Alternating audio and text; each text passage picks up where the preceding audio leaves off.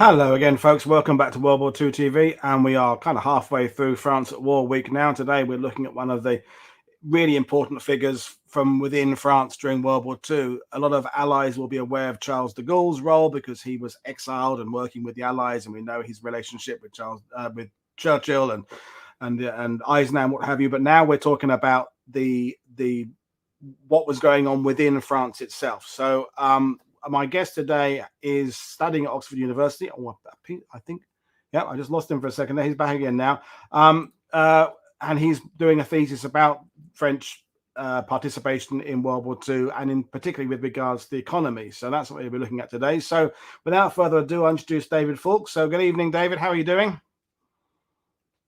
Hi, Paul. Thanks for having me. I'm doing very well.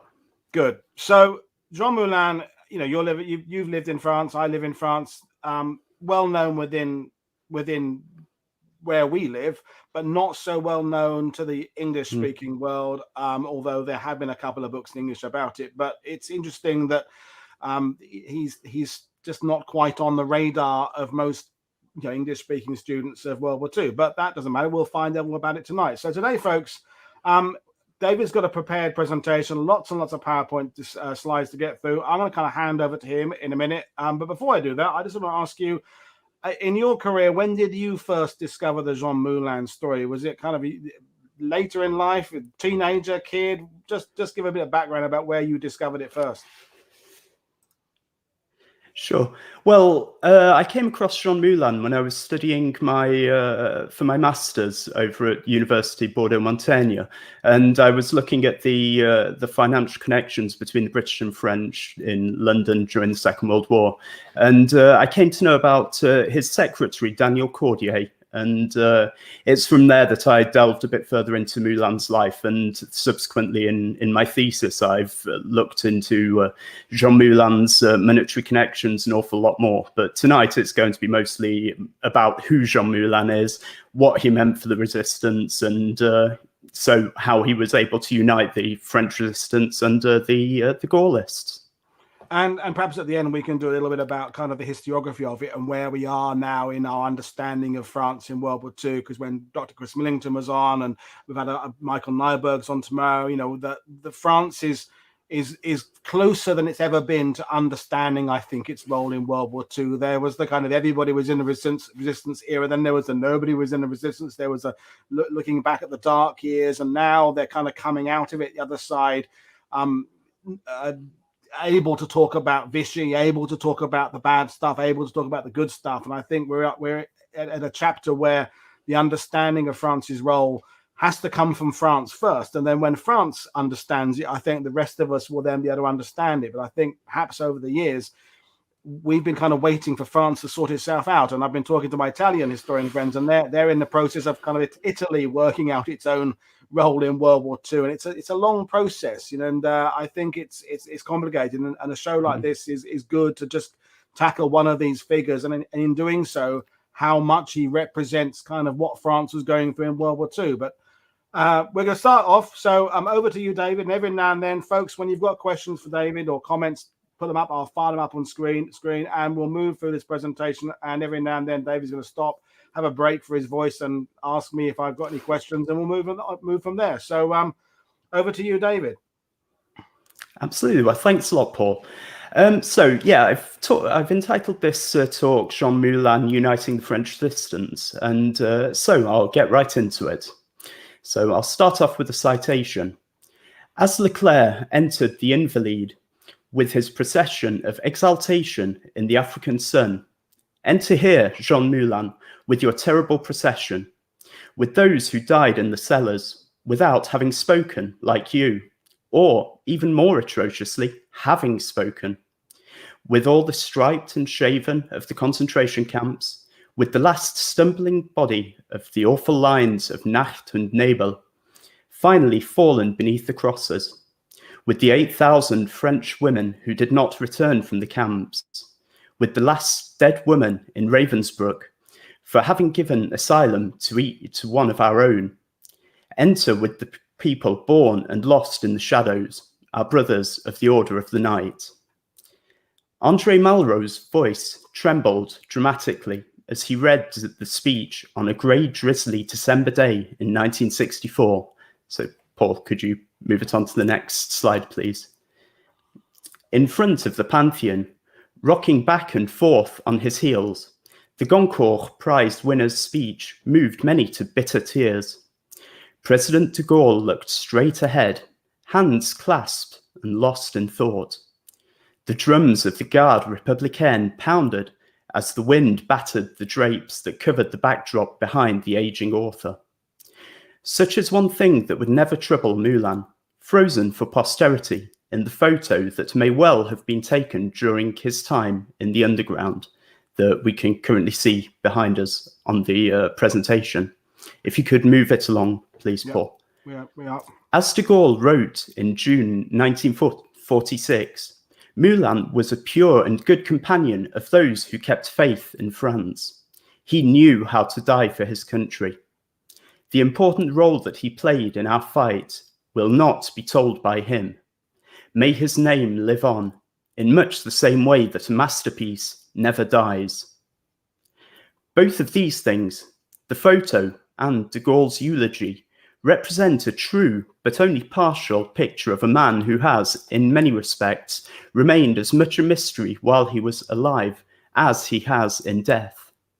We can see in the photo the scarf that covers his scarred neck, and in de Gaulle's preface to his only published writing, the book Premier Combat. The reference to masterpieces harks back to Moulin's passion for art. It was a passion that eventually became a profession, albeit one used as a cover story for his resistance activities. So energized was he by modern art that he passed it on to his young secretary, Daniel Cordier, whom I had the pleasure of meeting in 2017. So, what can we take from this? Well, firstly, Moulin was cultured, enough to be eulogized by one of France's greatest 20th century authors.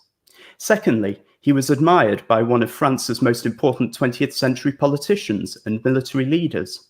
Thirdly, he remains largely unknown to many outside of France and, in all honesty, within it too.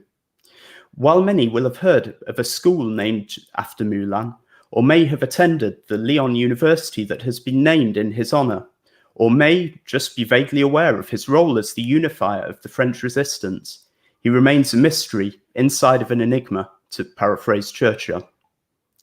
So, the next section, climbing the ladder. So, who was Jean-Pierre Moulin? Well, to answer that, I'm going to need to take you back a bit. Moulin was born in Béziers on the Mediterranean coast, somewhere between Montpellier and Narbonne, at the turning of the 20th century. His father, Antonin, was a schoolmaster who had begun to climb the ladder of Republican social progression. In previous generations, their family were weavers, but Jean's grandfather had done well enough as both a businessman and as a barber to keep the studious Antonin in school, and eventually to also send him to university in Aix-en-Provence. Qualifying as a teacher, Antonin Moulin was sent to Béziers in 1880, then the second largest town in Hérault, with a population of about 52,000. And there he married Blanche Peg in 1883, whom he had known since childhood. In 1899, he and Blanche welcomed their new son, Jean, into the world. By this point, they already had two other children, Joseph and Laure. They also had a girl who died at a young age. Despite, or possibly because of, his father's teaching role, Jean was an intelligent but quite a lazy student. He was a bit of a coaster. In 1917, he passed his baccalaureate without too much trouble, cramming often at the last minute. With his father's help, Jean was employed at the prefecture in the Hérault, rather than immediately enlisting in the army. Fortuitously, he missed out on the French equivalent of the Somme, the Chemin des Dames, and enrolled at Montpellier University to study law. However, in April 1918, due to a change in governmental policy, Jean was given the choice of either joining the artillery or the engineers. He joined the latter and spent 5 months in training. By September 1918, he was ready to be deployed to the Vosges, where the line had barely moved since 1914. Jean's war was ultimately short, anticlimactic, and in some ways left him quite unfulfilled. After his demobilization, he returned to university to finish his degree. Upon its completion in 1921, he was immediately hired back as a full-time member of staff at the prefecture, becoming a deputy chief of staff. In February of 1922, he left his home region and went to serve as the chief of staff for the prefect of Savoy. The post suited him well in spite of the cold weather. It gave him access to the area that was next to an international border, where mountain sports were becoming very fashionable with well-heeled Parisians. Towns such as Courchevel, Méribel, Val d'Isère, Chamonix, and Megève were all just around the corner. By 1925, he was promoted to sub-prefect in Albertville, thus becoming the youngest in France. So, does anyone have any questions, Paul? I think we're good so far. Yep, it's all good. We're learning a lot. Good stuff. Good stuff. It was here that he would make one of the most important meetings of his life and find a wife too, despite the marriage only being very short-lived. The 1928 elections in Savoy saw the victory of the radical socialist candidate, a Parisian lawyer named Pierre Cotte. Cotte would become Moulin's patron for much of the next decade. Moulin's next port of call was in Finistère, over in Brittany, where in 1930 he was promoted to become sub-prefect second class at Châteaulin. The contrast with the glitz and glamour of his Savoyard posting couldn't have been greater. His new house had neither gas, a bathroom, and it was heated by wood. Nonetheless, it represented advancement, and that, for Moulin, was what counted. He spent a couple of years in the sticks before being briefly rescued by Pierre Cotte, who had just been appointed foreign minister at that point. Unfortunately, this only proved to be a brief respite, and within 5 weeks, the government of Paul Doumer had fallen. However, rather than following Cotte into the newly created Air Ministry, Moulin chose to return to the social wilderness of Brittany. But it wasn't to last.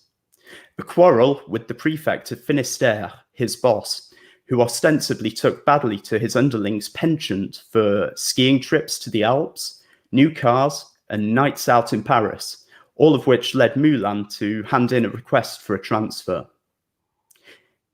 This was granted in early 1933, with Moulin being sent back to the Alps, to Thonon-les-Bains. But he barely had the time to put down his luggage before accepting yet again another job with Pierre Cotte, this time as his chief of staff at the Air Ministry. Little did Moulin know, but his Republican ideals would soon be tested to their limits. In early 1934, a scandal broke which toppled both the governments of Camille Chautemps and Édouard Daladier in quick succession.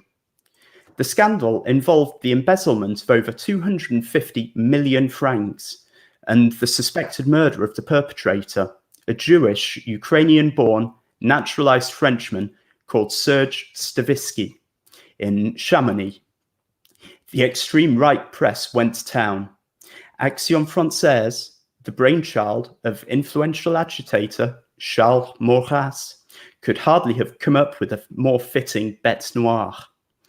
They stoked their supporters, who included a youth wing known as the Camelots du Roi, into a red-hot fury. In the Chamber of Deputies, on the 6th of February, Daladier's government faced a vote of confidence. Upon receiving a torrent of abuse from Maurice Thorez, the Communist Party Secretary General, a minister spat, "I've thrown you in prison once, and at the next opportunity, I'll throw you in again." Outside the chamber, Paris teetered on insurrection. 30,000 right-wing supporters thronged across the Concorde. Violence erupted, and by midnight, 15 people were dead, and 1,400 people were wounded. Moulin had watched the scenes unfold, horrified, from his vantage point on the public gantry in the chamber. It was then that he finally realized the fragility of the Third Republic's democracy. As it was, Moulin got cold feet. He reined in his camelot, but the damage was already done. Daladier took the advice of his ministers and resigned. Cotte went too. Moulin was thus out of a job and spent a couple of months out of politics, painting, drawing, and leading a rather bohemian lifestyle in Paris. However, in July 1934, he took up another position as Secretary General of the Prefecture of the Somme in Amiens, which was the final necessary promotion before reaching the goal that both he and his father had long envisaged, that of the prefect's uniform. A month earlier, Torres, the Communist Party leader, had been forced to eat his own words. Having previously announced the impossibility of any pact between the communist and non-communist left, Moscow had changed their tune. In the encroaching shadow of right-wing extremism, left-wing coalitions became the only answer, and Torres began to publicly support the idea. Tensions were simmering when, on the 13th of February 1936, the socialist Léon Blum was viciously bludgeoned and barely saved from a pack of marauding Action Française and Camarades du Roi. After his car was spotted in the centre of Paris, chants of to the lamppost, Blum, and we'll hang him, rang out. Little had been helped by Moulin in April of 1935, calling Blum a monster of the Democratic Republic, human detritus to be treated as such, a man to be shot but in the back. Blum's aggressors were caught and sentenced to paltry punishments of between 15 days and 3 months in prison. However, by May, the election showed that the more moderate Radical Party had lost heavily, and the communist vote had increased nationally from 10 seats up to 72. Léon Blum, along with the communists, formed the Popular Front government, mirroring the results in the earlier Spanish elections. Pierre Cotte was invited once again back into the Air Ministry, and with him came Jean Moulin as Cotte's chief of staff. With the outbreak of the Spanish Civil War, in spite of the non-interventionism being publicly followed by the Blum government, Cotte was secretly sending planes to Spain, albeit they not armed. Moulin was the one tasked with enacting this policy. As it was, only 38 planes were ever sent from France. Cotte was forced to answer rumours suggesting that he had shipped over 400 planes to Spain, which would at that time have been nearly the entirety of France's military air force.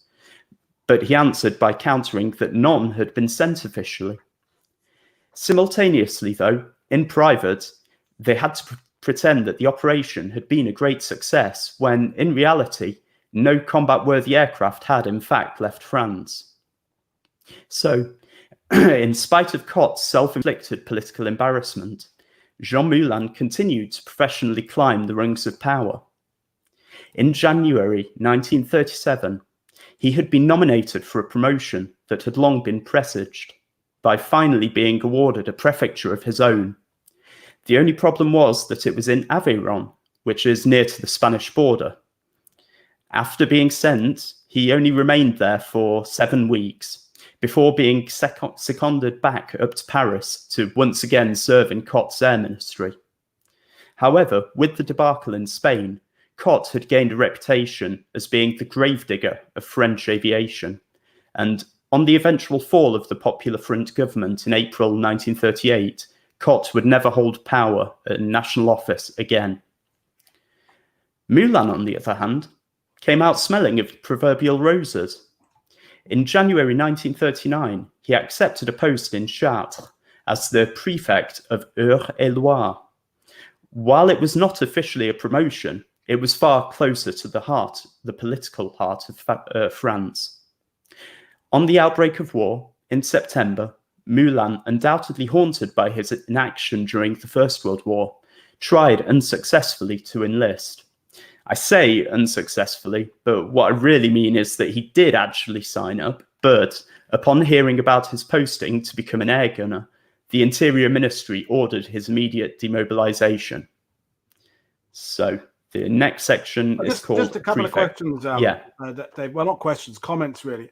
It seems to me when you look at France in that interwar period, it's quite prosperous. The immigrants are coming into France, things like that. But this is when a lot of people are kind of in their youth, because Jean Moulin was still quite young then, forming their political opinions. But often those opinions stay very static. They don't change much. But because he's traveling around the France, the different regions, industrial, mountain, farming, city, he's rubbing shoulders with people to the left, people to the right, people in the middle. He's acquiring those skills that, as we get to later on, were the ones he was going to need when he is in the middle of the war trying to bring different factions together. And that, I think, is what's unusual about him, but also to his strength, because when you look at some of the figures that are rising in French politics, that they think away because their parents thought that same way, because they're from an area where they all feel that way, and they're very rigid in their opinions. But he's got that kind of nomadic essence there that's allowing him to see different things. Do you think, therefore, that's key to where he was able to take these skills later on? Oh, absolutely. I mean, this whole period before the war, I mean, it was basically Moulin just climbing a ladder throughout French administration. He was learning the skills that he certainly would need when he was dealing with the various members of the underground resistance at a later point. And he was learning all of the soft skills that one would need to be able to finesse opinions that were quite contradictory. You know, you've got people on the far right dealing with people on the far left, all of whom were trying to ultimately get to the goal of liberating France together. And it was undoubtedly through Moulin's diplomatic education that he learnt all of these important skills, being able to talk to people. He's got that Eisenhower quality of being able to essentially just get on with people and not provoke too much of a reaction, and just understand and listen and gauge different opinions and work through that. And it's something that, when we're talking about World War II in general, a lot of people don't have that quality. Some of the greatest politicians and generals are very inflexible. They're very, and maybe that's why they're so good. Some of them, what they do is they are very direct, very, very focused, very channeled. But some people like Moulin, like perhaps Eisenhower, have that ability, that chameleon-like ability to kind of blend and flit and just and understand what's going on. So I think that's important to move on. But we'll move back. I'm thoroughly enjoying it, as is everybody else. So back to you, David. Okay, so the next section I've called A Prefect's War. So for Western Europe, the phony war ended on the 10th of May 1940 with the German attack on Holland and Belgium.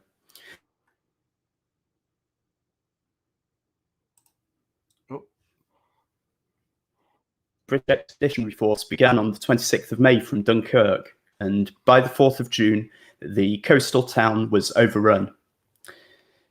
In the wake of the fighting, largely in response to the previous war, people from the northern departments fled south, thousands and thousands of them. The exodus began to arrive in Chartres on 10th of June. The local airbase was evacuated on the 12th of June, and by the 14th, what had previously been a trickle had become a flood. At 5 a.m., Moulin received his final orders from the central government, and those were to retreat with his sub-prefects and the general secretary. As this would have caused panic among the populace, Moulin decided, however, to ignore it. In any case, the bombing raids of the Luftwaffe had begun again. In the absence of any airbase personnel, there were no sirens wailing, as even the spotters had evacuated, the civil defence forces, the firefighters, the water service personnel. Everybody had left. News reached Moulin that Paris had fallen at 3:30 in the afternoon, and that the invaders were in nearby Dreux. So on the 15th, Moulin continued by trying to marshal the crumbling edifice of the Republican state as best that he could, organizing the food distribution to the citizens and refugees. Personal dramas were scrawled on the walls, and I quote, "We left, rendezvous in Orléans," or "Have lost Robert, go to Poitiers." Profiteering was also rife, with a man purporting to be the manager of one of the hotels selling off a wine cellar at 20 francs a bottle. Port, whiskey, wine, everything was being sold at 20 francs. In the meantime, Moulin's treasured Citroën that he had bought when he was serving as a sub-prefect in Brittany was also stolen from in front of the prefecture. By the 16th, food was running desperately short, and the ill, the wounded, and the elderly had all been left to their fate in the town's cathedral. Moulin found himself risking the wrath of a violent mob by answering to calls for bread from outside the prefecture. Now, I'm sure I don't need to remind anyone as to what can happen when a group of French people start demanding bread. Moreover, the calls from those demanding that the Boche arrive to set the place in order were becoming ever louder. They didn't need to wait long, however, for the Germans to begin to roll into Chartres on the morning of the 17th. First came the motorcycle outriders, and then the armoured cars, and finally a large car stopped in front of the prefecture. Moulin handed over control of the city to General Rudolf Koch-Erpach. That evening, Wehrmacht soldiers came to find Moulin and told him that Koch-Erpach needed to see him. He was told that women and children had been killed and raped by the retreating colonial troops. He was taken to sign a declaration which said that he accepted the veracity of the story, without even a shred of any proof. Moulin refused, and there his problems really began. So Moulin was pistol whipped, beaten to the kidneys, feet and ankles with rifle butts, kicked and forced towards a shed in nearby La Taille. Inside, 9 corpses were lying unrecognizable, along with the bodies of children. Moulin's tormentors, as he called them, said, "Here is what your omitted have done. I'm not going to repeat the slurs." Moulin, somewhat too cockily for his own good, replied that either they had been tricked or, and I quote, "It is a frightful staging.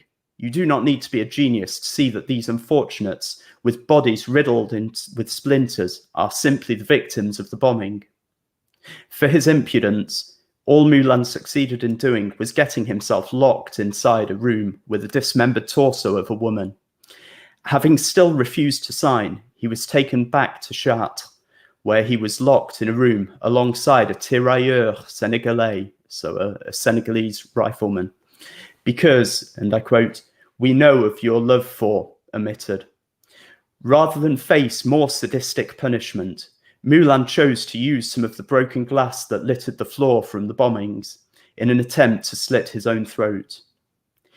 He didn't succeed, however. He was taken to his friend, Dr. Foubert, who treated him and told him of the stories that were being spread about him. I quote, "You do not know? Your prefect has special morals. He wanted to spend a night with an omitted, and look what was happened to him." By the 22nd of June, Moulin's fever had abated, and he began to work on administrative matters once again. 3 days later, the armistice was signed, and less than a month afterwards, Marshal Philippe Pétain was in total control of the government of what remained of France.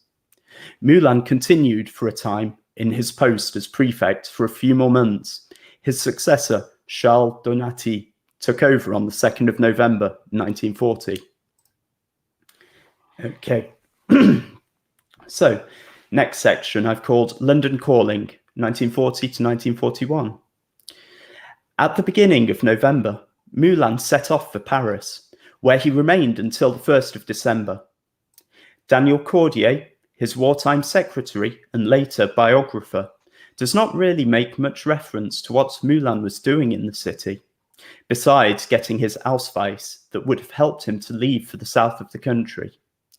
Patrick Marnham posits that he was meeting leftists and communists, including with former colleagues like Robert Chambéron and Maurice Panier. Upon leaving Paris, Moulin ventured back to Saint-Andiol, near to Avignon, where his family had their ancestral home. To ensure that his cover was well documented, he registered his presence, marking himself as a retired prefect wanting to begin his life as a fruit farmer. Moreover, he went to visit an old colleague called Ressier, his former sub-prefect in Dreux, in Eure-et-Loir, with whom he had been friendly. Ressier had since found a post as the Secretary General in Haute-Garonne at Toulouse.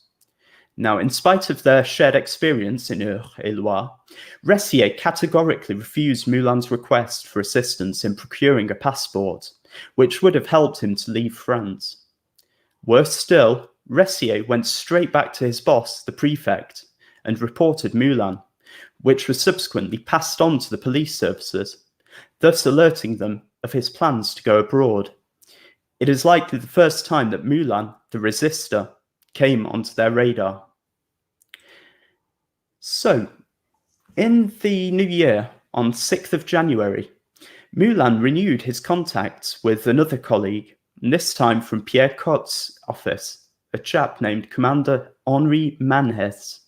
Manès had led an interesting military career, having been a lieutenant in the infantry during the First World War, before converting in 1937 to the Air Force.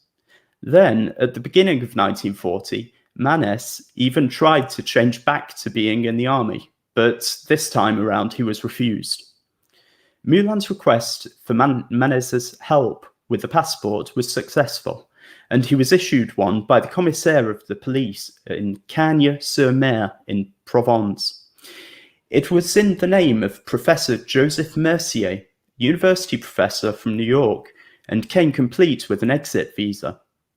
All that remained was to get an entry visa for the US. For the American consulate in Marseille, Moulin obtained a precious 15-day entry visa, and armed with $3,000 that had been wired to him by Pierre Cotte from Boston at the beginning of March, Moulin was all set for a transatlantic trip. But he never went.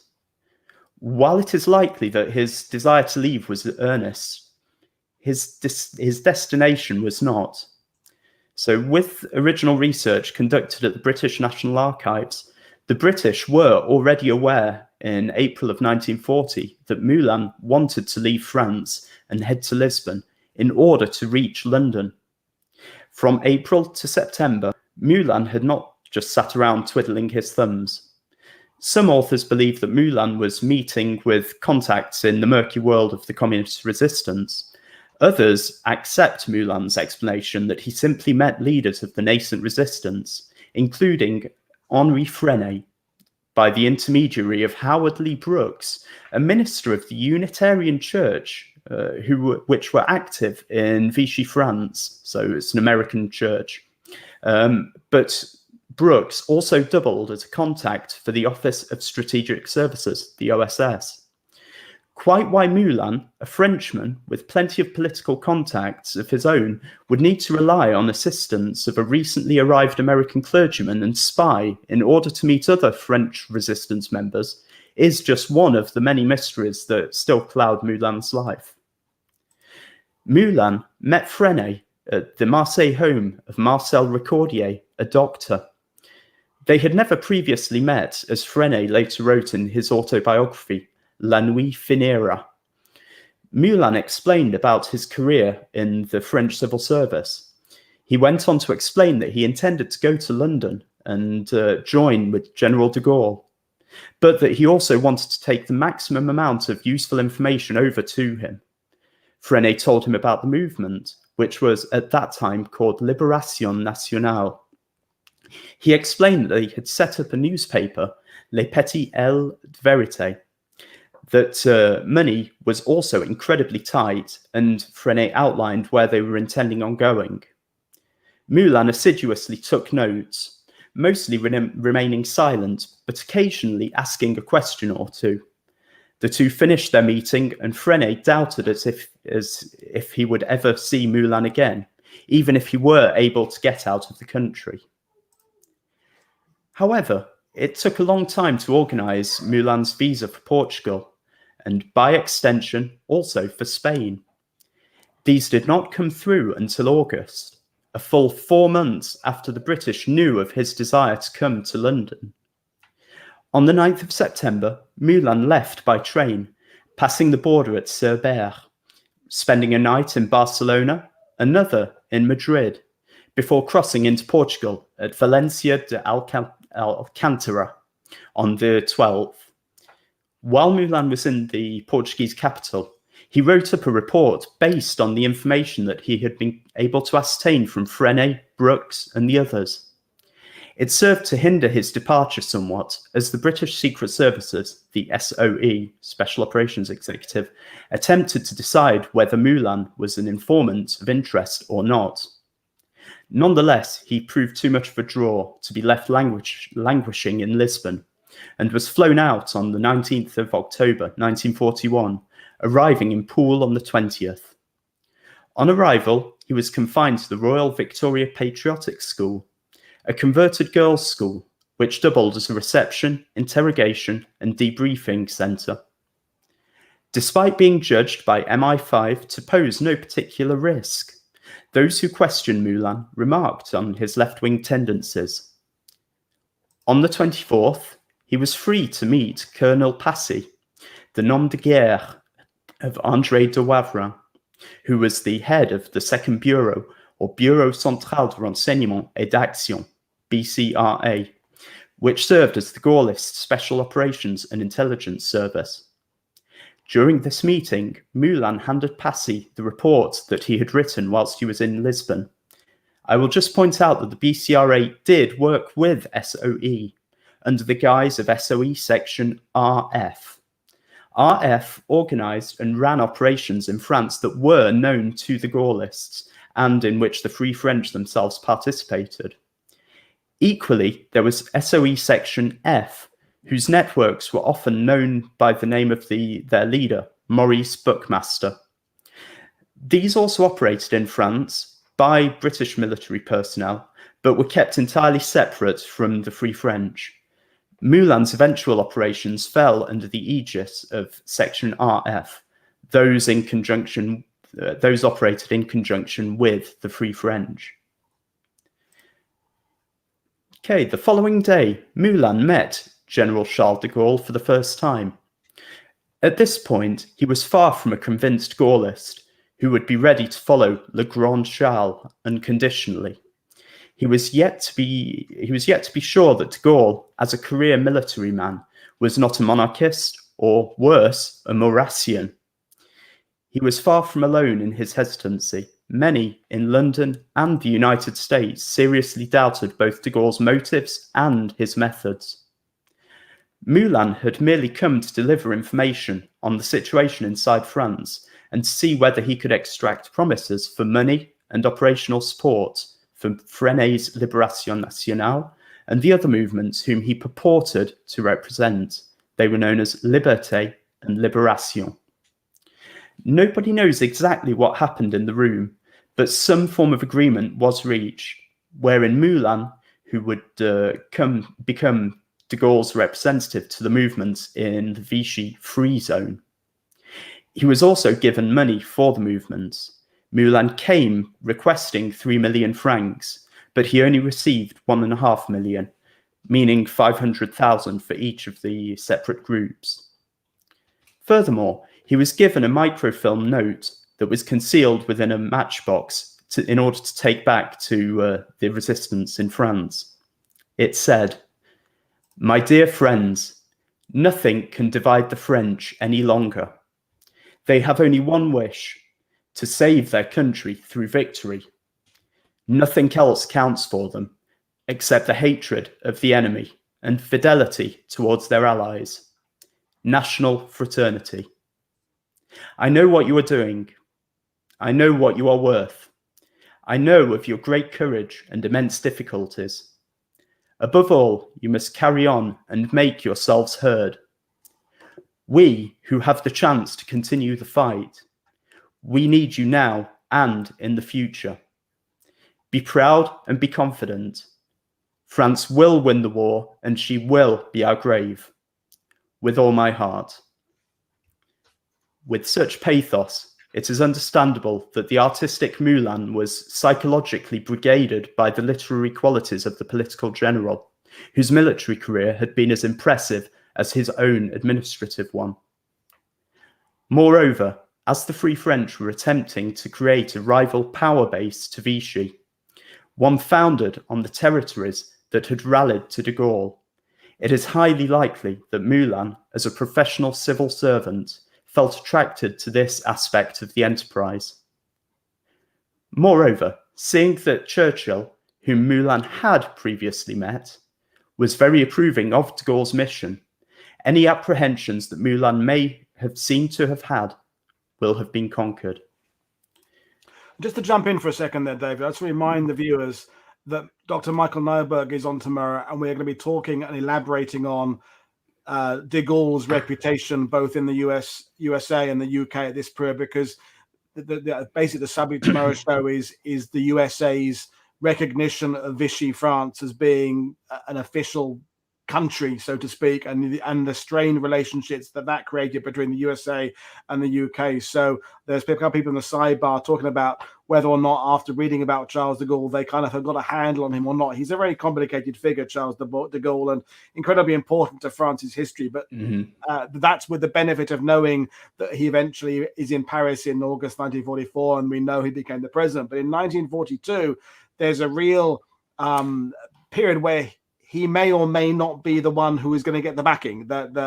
The UK, the USA are kind of hedging their bets on exactly where they're going to put their strength. There's the communist side of things, the Gaullist side of things. So it's an interesting period of history, and I just wanted to remind people that we're going to kind of elaborate on that tomorrow, particularly the kind of higher level political aspect of it, and all the fact that Pierre Laval's nephew was in the USA, lots of complicated and quite intriguing diplomatic situation and politics going on then. So I just thought I'd remind you we've got that coming up. But brilliant stuff there. People are enjoying this, so I'm going to hand it back to you, and we'll carry on. Essentially, really good stuff.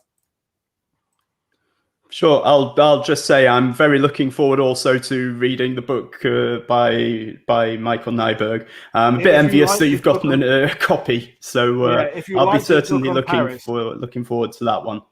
If you liked his book on Paris, it's as good, if not better. I loved his book on Paris, which I reread last week, and he was going to be coming on talking about Paris. Then in the end, he decided to talk about his new book, and we'll do Paris next August. But he just writes so well. It's an amazing book. I'm halfway through it. I've got to finish the other half tonight, ready for tomorrow. But I'll if I have to stay up till 3 a.m, I'll get it done. But it's a brilliant book, and I urge people to get that. It's a fantastic book. So that's Michael Neuberg's book about the fall of Vichy. So sorry, I'll hand it back to you.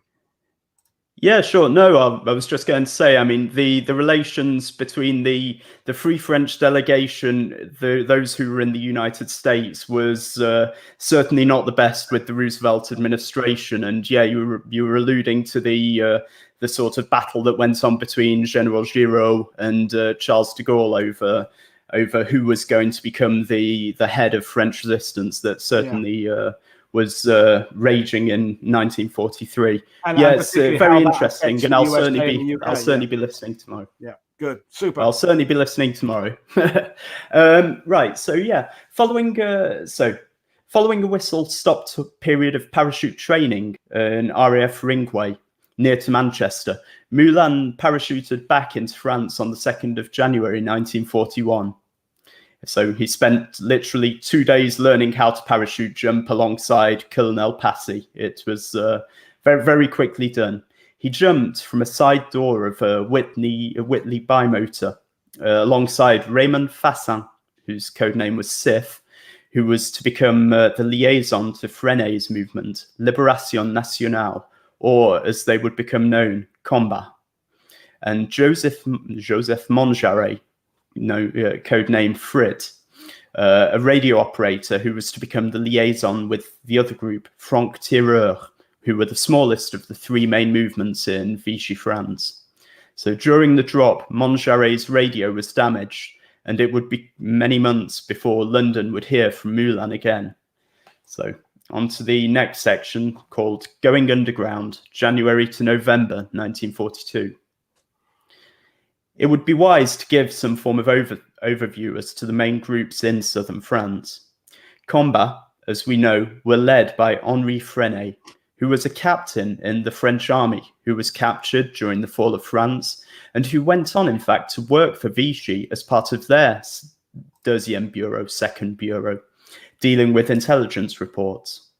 However, Frenay did not really agree with the Petinist line of collaboration and broke away alongside his lover, Bertie Albrecht, to write newspapers before beginning their movement. It was more right-wing than the other major movements. The second, Libération Sud, was originally known as the Last Column, and it was led by Emmanuel Dastier de la Vigerie, who was a former head of naval intelligence, a journalist and a black sheep of an aristocratic family. This group were much closer to the left and bordered on having communist tendencies.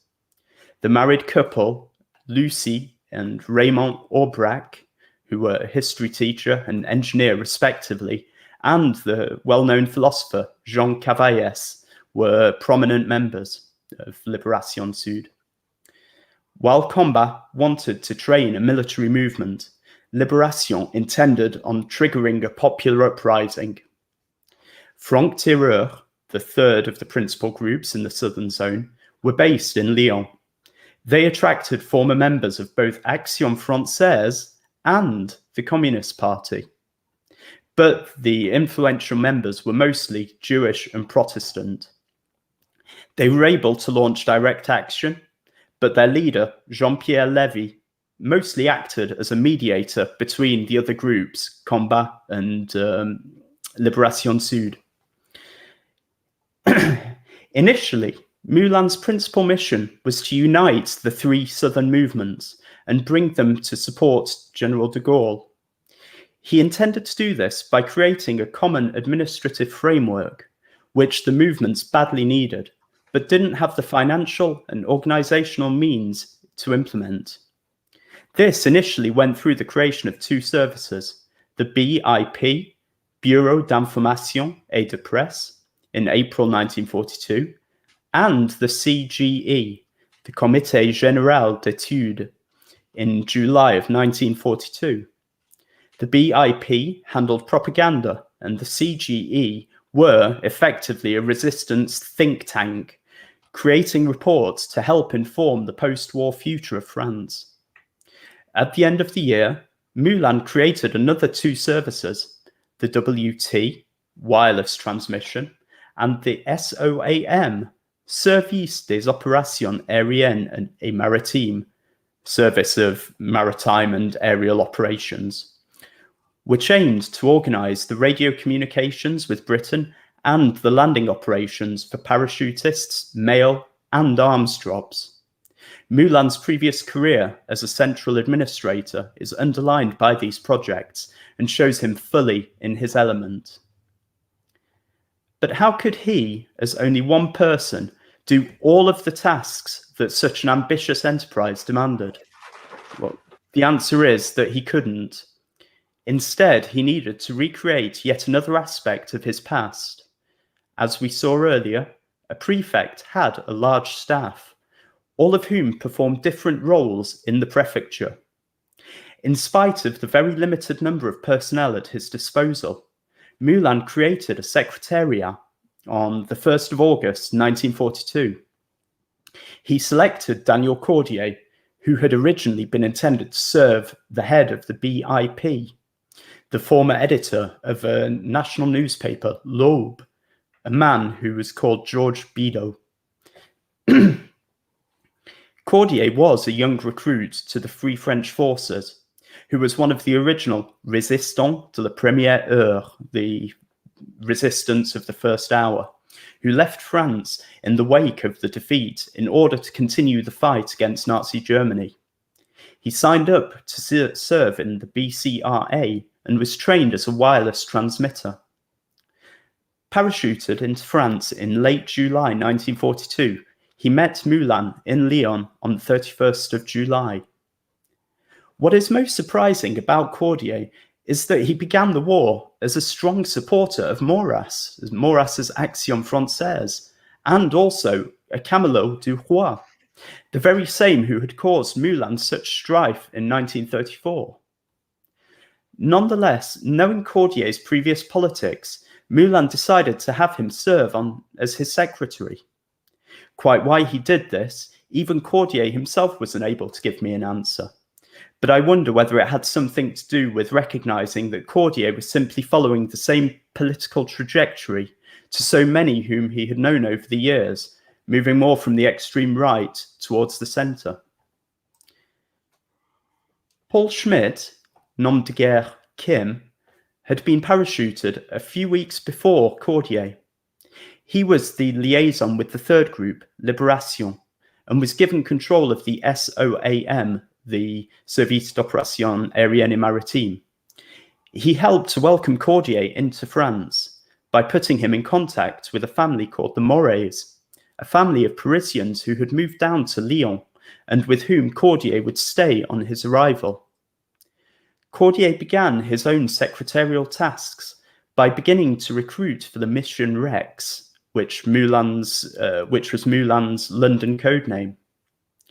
His first recruit was an Alsatian refugee called Laure Diebold, who served as a typist for the mission. In all, he recruited 8 people. Cordier's other tasks included encrypting and decrypting messages, about which we heard a lot last week, that were destined for London, keeping meetings with other groups, holding the mission's money, and distributing it to the liaisons for the different resistance groups. Each day, Cordier would be at Moulin's lodgings in Place Raspail at 7 o'clock sharp, from where he could see the Rhône in Lyon. He would bring the morning's administration and pick up bread from the local bakery using Moulin's tickets. Moulin's landlord prepared ersatz coffee, which would be drunk while the prefect read the briefings, which included requests for meetings, notes from services or movements. He would then go over the messages that Cordier had decrypted overnight, annotating and smoking his first cigarette of the day. Cordier remarked that he was clearly experienced in these tasks, including dictation and writing long reports without ever once making a mistake. Cordier at that point did not know why, but he certainly noticed it. Efficiency was a prime requisite of their work, due to the length of time that clandestine communications took to arrive. They would arrange to meet later in the day, either in the evening to go over the day's events, or at lunchtime if things were more pressing. Moulin was careful to never keep incriminating documents on his person or in his lodgings, so he would return all of the paperwork to Cordier to be either destroyed or archived elsewhere. Having eaten at one of the black market restaurants, Cordier would return home to the Parc de la Tête d'Or. Before sleeping, he would once again decrypt and encrypt the day's messages. At around 1 in the morning, Cordier would either crash until the following day or catch up with a few hours kip, depending on whether he had finished his administrative work or not. His 16-hour days came to an end. This was on top of the food that was generally of very poor quality or insufficient quantity, and along with all the other privations of wartime French life. Over the weekends, Moulin would often leave Lyon. On these days, Moulin and Cordier would eat together near the Gare de Perrache. Any instructions that Moulin gave to Cordier would need to be memorized and certainly were not written down. The creation of a coordinating committee between the 3 movements in Vichy France marked the point at which the resistance efforts under de Gaulle's aegis could have been said to have been achieved. The groups, Combat, Libération Sud, and Front Tireur, were represented by their respective heads, Freinet, Dastier de la Vigerie, and Lévy. Moulin would cast the final vote on any motion, and the space served to coordinate the group's actions, thus meeting Moulin's goal, while fusing the movements together under the banner of a secret army, which had been Freinét's ultimate aim. As his movement was the largest, Freinet had assumed that he would take some level of precedence over the others. The committee provided a workaround for this contentious issue. However, by the time that the committee was announced in a letter from de Gaulle, given to Freinet and Dastier during their London visit between September and November 1942, the situation had dramatically changed. So the next section I've called Living on Borrowed Time, November 1942 to July 1943. Do you have any comments, Paul? Or just that it's fascinating that he's putting this organization in, because when we think of anything to do with kind of covert activities, be it the resistance or be it the SOE, we kind of think of people furtively running from barn across fields and dashing about and everything being done in a very frenetic, frenzied kind of way. Moulin is clearly putting his preface skills into this and running it as just an organization. It's running it like either a business or you know, effectively a government kind of organization, a council. And it's not what you kind of think of when you think of these kind of covert activities. But that's, to me, part of his genius is he's just treating it like a job, a very dangerous job, but it's got to have structure. It's got to have, you know, office hours, so to speak. And it's just something we don't think about when we think of that kind of activity. I think along those lines, Cordier was probably in agreement with you. He was expecting that life would be far more frenetic, that he would certainly get far more chance to have a go, have a fight, and be part of the actual wartime effort.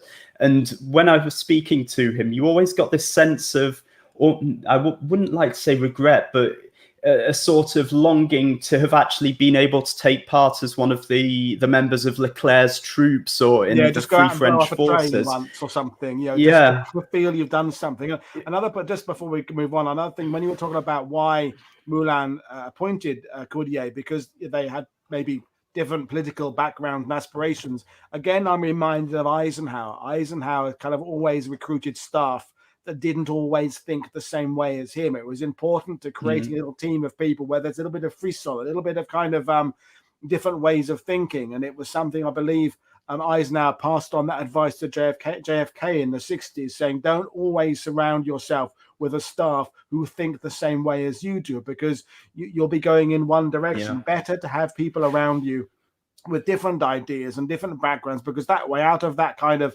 that friction, you're more likely to get better results. So that it might be something as simple as that, recognizing that they, because they're not the same, they would have an ability to work together in a kind of complementary way, possibly. Oh yeah, absolutely. It's a good hypothesis.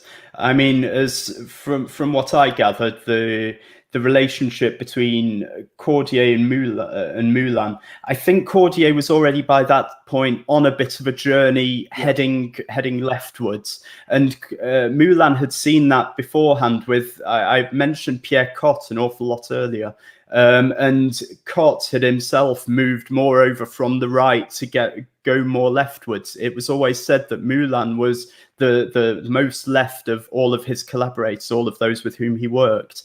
And so I think he possibly recognized things from his youth, that seeing colleagues that had maybe gone on the same political journey, because the 1930s were an incredible time of political upheaval, not just in Britain, France, Spain, everywhere there was great political upheaval. It was the era certainly in Germany.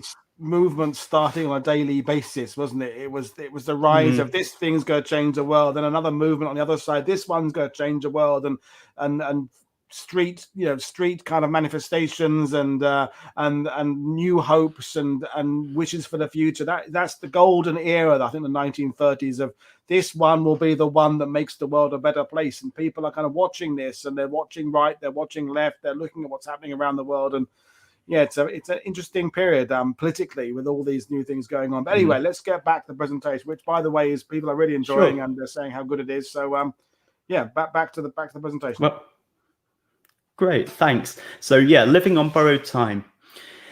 The Allied landings in North Africa, codenamed Torch, about which Samuel Wallace talked about recently on this channel, and its repercussions in France cannot be understated.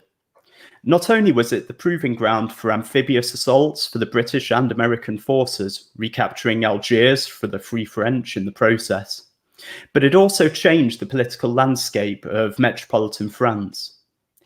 In response to the invasions in North Africa, the German army invaded Vichy, effectively turning what had been a collaborationist state under Nazi tutelage into simply another occupied territory in the wider Third Reich.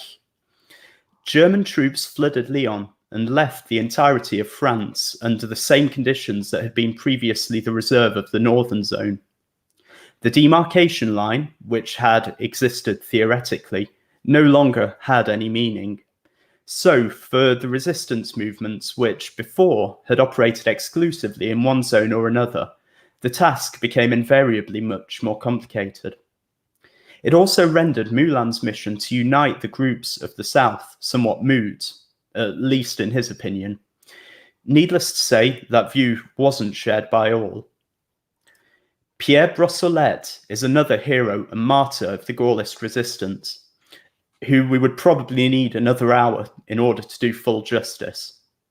A talented historian, agrégé, which means that he passed a very difficult set of 6-hour competitive postgraduate exams in all areas of history, ancient, medieval, early modern, and modern, in order to qualify to teach at the lycée and university level. Brossolette finished his studies and became a socialist journalist. He too had a life trajectory similar to Moulin's, but whose politics were, in contrast to de Gaulle, strikingly similar to Moulin. This made the two fierce rivals. Equally, since April of 1942, Brossolette had been closer to both de Gaulle and the levers of resistance power in London. In October 1942, Brossolette became the head of the BCRA's operational section, tasked with linking the internal and external French resistance. On the 12th of December 1942, de Gaulle ordered the dispatch of Mission Brumaire, which was Brossolette's codename, which authorised him to go into France and begin laying the groundwork for what would become known as the CNR, or the Conseil de la Résistance. Brossolette's mission attempted to do three things. Firstly, separate information gathering from military action in the northern zone. Secondly, attempt to provide an inventory of all the available forces. And thirdly, to look for suitable recruits for a future political administration. However, on the 26th of January 1943, shortly after Brossolette had left England, Henri Manhes, Moulin's friend and former colleague in Pierre Cotte's air ministry, appeared in London, purporting to be Moulin's representative in northern France. Why was this problematic? Well, Moulin's activity was supposed to have been confined to the southern, former Vichy-controlled zone. Neither he nor his staff were meant to be making forays into the north of France to link up with groups up there. Yet here was Manhes, about whom London knew absolutely nothing, stating that he was doing exactly the contrary. Moreover, Manhes had ties with those close to the communists. This alarmed Passy, the head of the BCRA, who resolved to get to the bottom of things. Now, in order to put what happened next into some form of context, imagine if the head of MI6 decided to rock up in the middle of a highly sensitive mission in a war-torn country in order to verify that their agents were A, doing the job properly, and B, consorting with the right kind of people. This is effectively what Passy did by attaching himself onto Brossolet's Brumaire mission. Using the codename Arquebuse, Passy travelled into France on the 26th of February 1943. Cannily, a few days beforehand, on the 13th of February, Moulin had flown back to the UK in order to consort with de Gaulle and to offer his side of the story, as well as to reintroduce de Gaulle to his own former commanding officer, General Delestrin, Charles Delestrin, who had agreed to become the head of the soon-to-be-formed secret army. This visit also gave him the chance to talk to de Gaulle while without Brossolet being present. Meanwhile, on the 3rd of March, Brossolet was getting into blazing rows in the middle of a restaurant in Neuilly-sur-Seine, near Paris, with Moulin's man in the north, Henri Manès. Arguments weren't uncommon for Manès, however, who had previously had heated words with Daniel Cordier when he did not get the funds that he was after. Nonetheless, after the bust-up with Brossolet, Manès was arrested, and he was carrying incriminating documentation. The result was an almost foregone conclusion under the Nacht und Nebel policy. Interrogated and tortured on many occasions, Manès did not crack, and somewhat miraculously, thanks to his wife bribing a German officer, his death sentence was commuted to being sent to Buchenwald, from where he would see out the remainder of the war. Moulin returned to France alongside Delestrin on the 20th of March with a new set of instructions from de Gaulle, as well as having accumulated new responsibilities on the soon-to-be-created Resistance Council and in the Secret Army.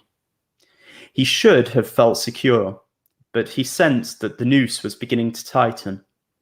The interference by Passy and Brossolet, the arrest of his close friend Manès, bearing in mind at that point Moulin couldn't have known that Manès hadn't given up any information under duress.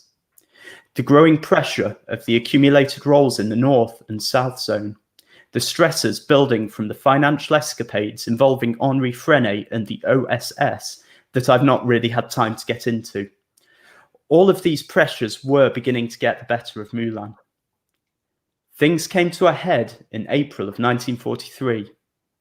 Moulin headed to Paris on the 30th of March for a series of crucial meetings with Brossolet, Passy, and their British colleague, Forrest Yeo-Thomas. The first took place in the Bois de Boulogne, where Brossolet accused Moulin of letting his personal ambitions get in the way of the job. Moulin demanded to know where he was finding such information, and it was agreed that they would all meet again the following day. On the 2nd of April, Moulin, Brossolet, Passy, Yeo-Thomas, and two of Manès's colleagues, Chambéron and Meunier, to whom I made allusion earlier, met in an apartment on Avenue des Ternes.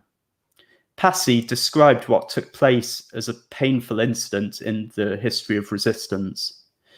To cut a long story short, tempers frayed, Moulin uncharacteristically lost it and showed Brossolet his backside, shouting, "Now you can see my opinion of you." It's clear that the pressure of being the leader of the clandestine efforts in France was weighing heavily on Moulin. In such circumstances, mistakes were bound to begin happening, and when the game is being played for such high stakes, the results are often fatal.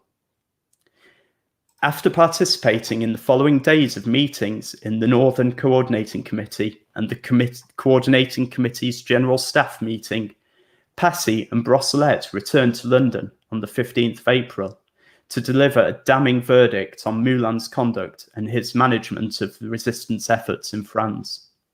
Cordier was dragged into it himself, unbeknownst to him at the time, suffering collateral damage as a result of Brossolet's campaign against Moulin, as he revealed in his posthumously published book, La Victoire en Pleurant, which came out earlier this year.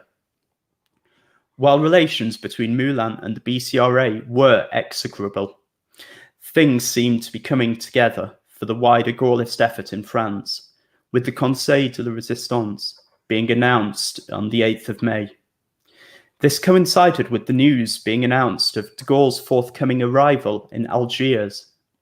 In order to keep to schedule, the plenary meeting of the CNR took place on the 27th of May. In spite of protests being lodged by the two communist representatives from the Parti communiste français and the Front National over their concerns that de Gaulle was being given too much power, the declaration was signed in time to be announced for the first meeting of the Comité Français de Libération Nationale, CFLN, in Algiers. However, things began to spiral out of control for Moulin. On the 7th of May 1943, a courier for the group France d'Abord, a right-wing group, was arrested and interrogated. Without needing to be tortured, he gave the milice the addresses of 6 clandestine letterboxes where messages were left for the different groups. As the milice were French nationals who worked for Vichy in order to fight the resistance, the information was soon passed over to the Gestapo. The letterboxes belonged to Gastaldo, a senior member of the Secret Army, Aubry, the head of Delestran's office, Georges Bidault, Moulin's friend and the head of the BIP, the Mouvement France d'Abord, René Hardy, the head of the group Res Fer, which were a subgroup of combat who represented those in the railways, and lastly, Jean Moulin's own letterbox. Understandably, these came under heavy scrutiny. Through a series of unfortunate errors, 2 double agents who were working for the Gestapo managed to arrest combat's co-leader, Bertie Albrecht. Moreover, Hardy was arrested at Chalon-sur-Saône on the 8th of May.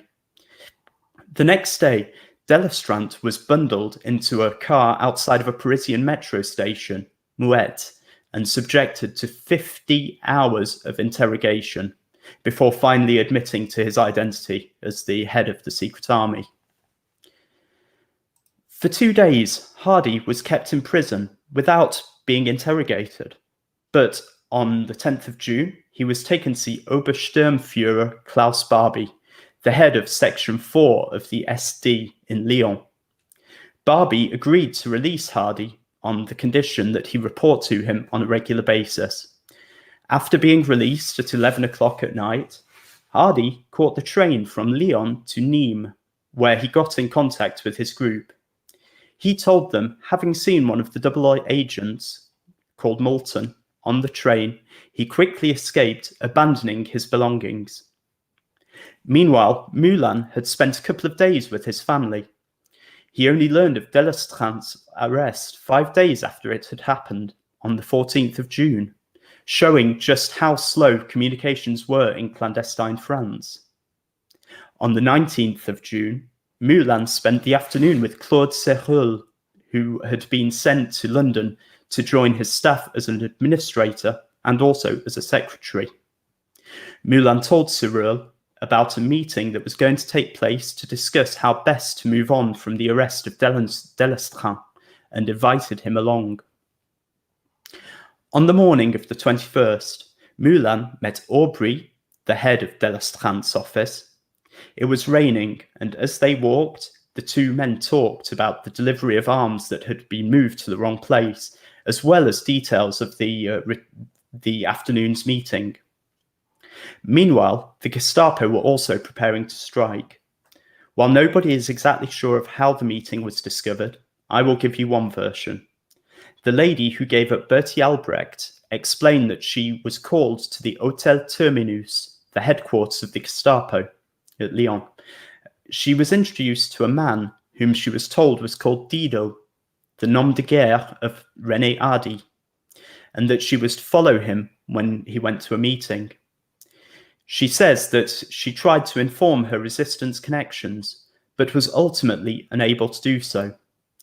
She was to meet Hardy at 1:45 in the afternoon, near to the funicular railway station in Caluire. Moulin ate lunch with his Lyon secretary, a man called Tony de Graff, whom he had sent to collect one of the others who was also due to attend the meeting, Colonel Schwarzfeld, a member of France d'Abord, the right-wing resistance group. At 1:30 in the afternoon, Colonel Albert Lacaze, the head of intelligence for the Secret Army, had gone to check out the house where the meeting was due to take place, on Place Castellane in Caluire, a small suburb of Lyon, at the home and surgery of Dr. Dugoujon. André Lassagne, an Italian professor, a friend of Dugoujon and a member of the left-wing group Libération, arrived at 1:45 at a cafe near to the funicular station and met Henri Aubry and René Hardy, both of whom belonged to combat. Dugoujon's maid, Marguerite, let them into the villa. She sent the men upstairs, as she had been instructed to do so. Bruno Larchat, who ran Moulin's service, Copper, which was renamed from SOAM, S-O-A-M, those who dealt with the parachutes and landings. He had been shown into the waiting room, however, by accident. He joined the other four upstairs, where they waited for Moulin, Raymond Aubrac of Libération, and Colonel Schwarzfeld to arrive. They weren't to turn up, though, for 45 minutes. Normally, as part of operational security, resistance members would not wait anywhere near that long for those who had missed a meeting. Why were they so late? Moulin met Aubrac, but Schwarzfeld arrived 30 minutes late. Just before 3 p.m., the doorbell rang, and Marguerite found three men waiting at the door. Believing them to be patients, she showed them into the waiting room. Aubrac, who knew Dugoujon well as an old friend of his cousin's, and Moulin both realized that they were in the wrong place. But what could they do other than look at each other? They could hardly say that they were in the wrong place, in the middle of a waiting room full of other patients. Minutes passed, and then... Police Allemand, vous avez une réunion chez vous. At least 8 armed policemen had jumped out of the 2 Citroën cars. Some went in through the front door, a few hung around outside in the courtyard. The summary beatings began for those found upstairs, and the people in the waiting room were questioned. The operation lasted for an hour, according to the staff of the local mayor's office, whose workplace was just opposite the Dugoujon's house. They were all handcuffed, with the exception of Hardy, who, according to Dugoujon, only had a leather strap wrapped around his wrists. As they were being bundled into the waiting cars, Hardy pushed back at the guard holding the belt and started running. Cries and gunshots rang out. He carried on running across Place Castellane, turning a corner and jumping into a ditch. Another eyewitness, a municipal gardener, said that the Gestapo tailed him half-heartedly, firing their pistols, but they didn't exactly search for very long and only passed a cursory glance over the scene. Hardy had been hit in the arm, but the wound wasn't fatal. He made his way to the home of other resistance members, but was later arrested and placed under hospital guard. Was Hardy set up to look as though he had given away the meeting? Or was he being helped to escape, albeit sloppily? Meanwhile, the arrested resistors were taken to the Gestapo headquarters at the École du Santé Militaire, the School of Military Healthcare. After a brief interrogation, Dugoujon, Moulin, Aubrac, and Schwarzfeld and Lacaze were taken to the main prison at Fort Montluc. The other 3, Aubry, Larchat, and Lassagne, were already being beaten. Before being taken away, Dugoujon asked Larchat what he should say. Larchat replied, "It's not particularly important. They already know practically everything."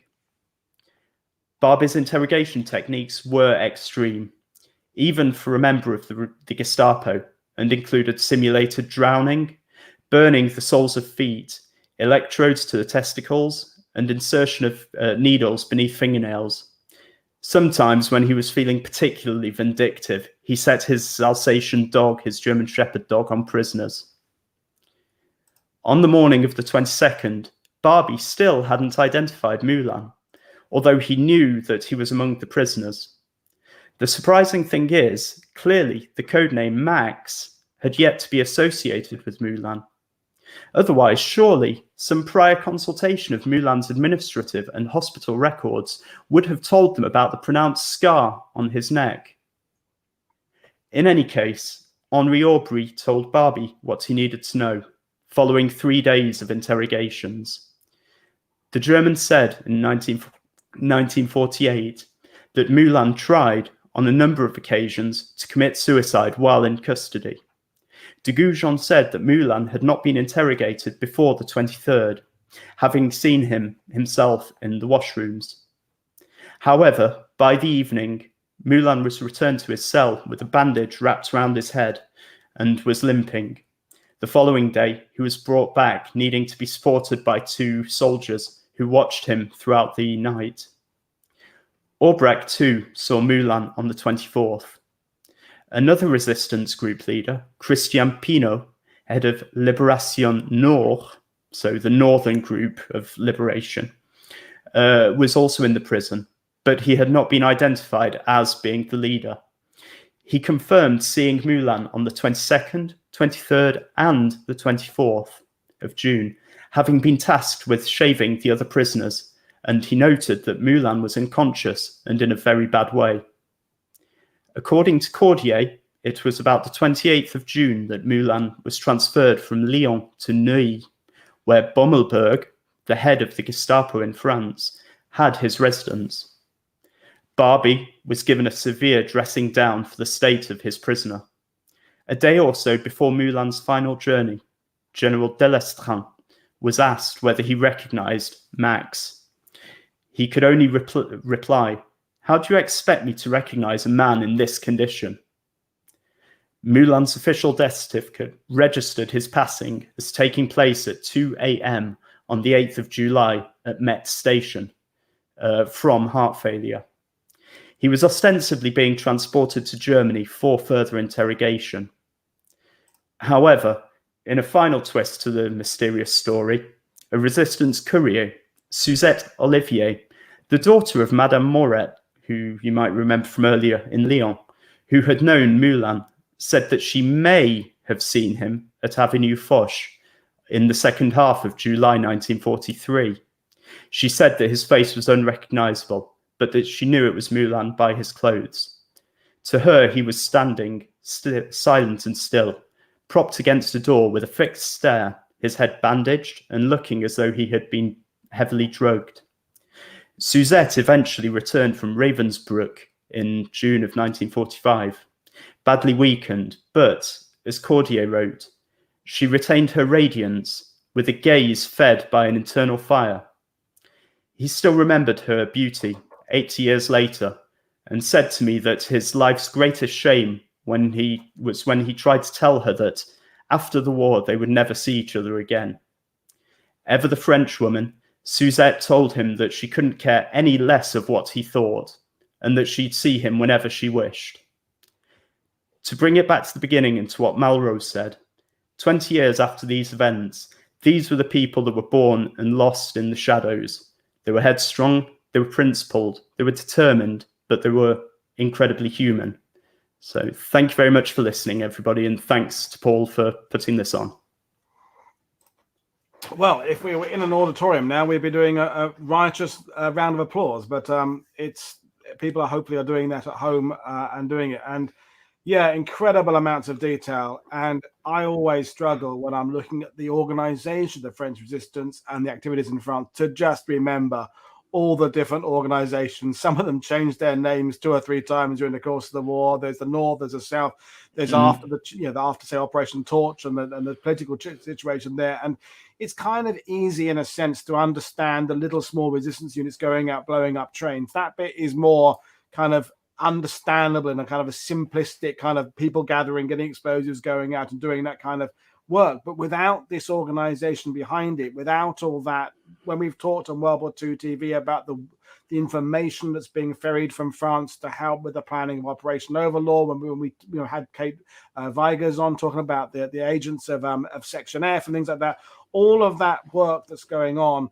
is because there is eventually an organized French resistance, and part of that success of that final organized resistance is the work of Moulin and Cordier and these other people that you've been talking about tonight. So it's important to try and get to grips with this very, very complicated system, and that's why what you've done. So brilliant stuff in that regards. But just to kind of bring things to an end, I mean, you said at the beginning about perhaps not as well known in France now as he perhaps was in the 1960s, but I think that image, which of course is the opening image of the presentation, I think it is famous. I think maybe I live in a world where everybody knows about World War II because that's the kind of world I inhabit. But I think that image of them with the scarf is kind of universally known in France, even if people don't know necessarily who it is or what he did. I think that smiling sort of almost Mona Lisa-like smile that he's got there, I think is famous. So with your studies, David, and where do you think France is in its sort of understanding of this whole complicated nature of the resistance? I talked about it earlier, but what's your feeling? You're the one studying it on a daily basis. Yeah. I mean, yes, it was probably a bit of poetic license, to possibly a bit of hyperbole as well there, to say that maybe it's not quite as well known in France. No, Jean Moulin is known in France, but it's whether people know about the intricacies of the operation that he actually did, or whether it's just as known, and whether he's just known through that particular image that a lot of people will have seen, or whether it is just because they attended a Lycée Jean Moulin or the University Jean Moulin over in Lyon. But the interesting thing with France is every year there is a concours national relating to the resistance, a national competition relating to the resistance and different aspects of the resistance, to try and keep inculcating the younger people with this, with the memory of resistance. I mean, but the knowledge of what Moulin was actually doing, the fact that he was such a high-ranking official, I mean, that is a prefect, but then he went underground. I just think that some of the amazing aspects of the mission have possibly been a bit forgotten. But I think Jean Moulin as a personage, as a person, as a character, no, I don't think he has been forgotten.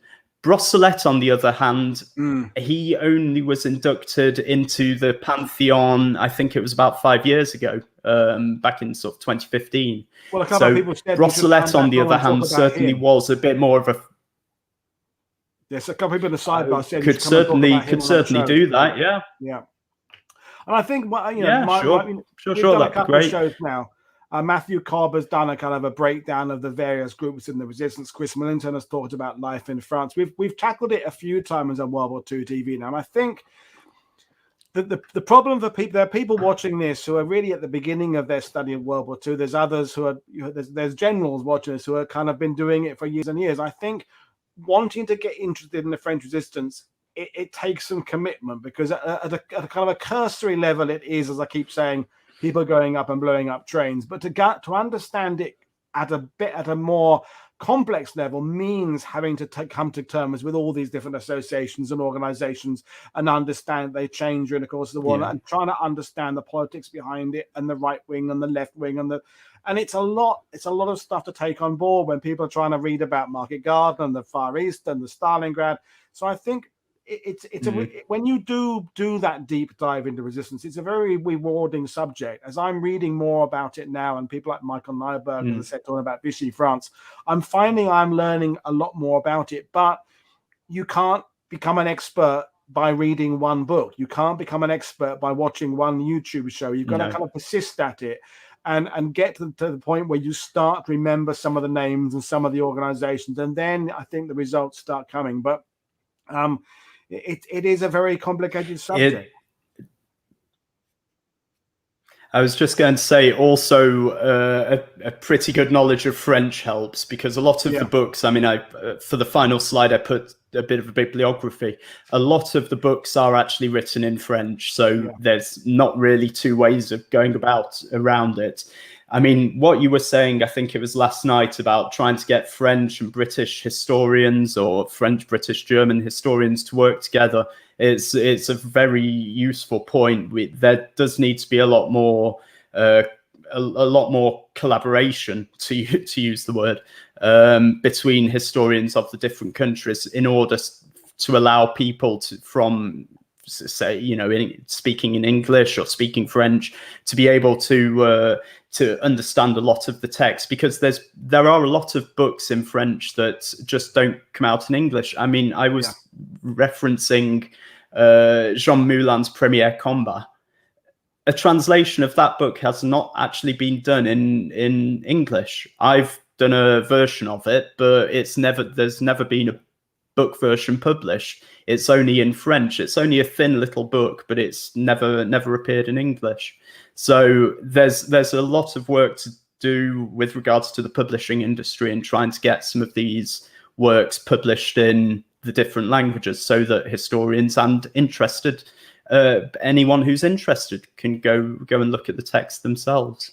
No, I agree, and we can fall back on that letter Eisenhower wrote in, whatever it was, to say the work of the French resistance was worth what it was, 7 divisions or 8 divisions or something. He said, and okay, you could argue he could have meant 4, or it was he said a number, but the point is, I think a lot of people do underappreciate the role of the resistance in France, and indeed in other countries as well. And if we think France is complicated, what was going on in the then Yugoslavia was even more complicated. And I want to do a whole week about that at some point, because that's again finding the experts, finding the people, because then you're talking about different languages, different religions, different politics and different cultures. So that makes the French system, by contrast, seem relatively simple. But at the same time, understanding generally the resistance movements in Europe, I think, will help our collective understanding of World War II.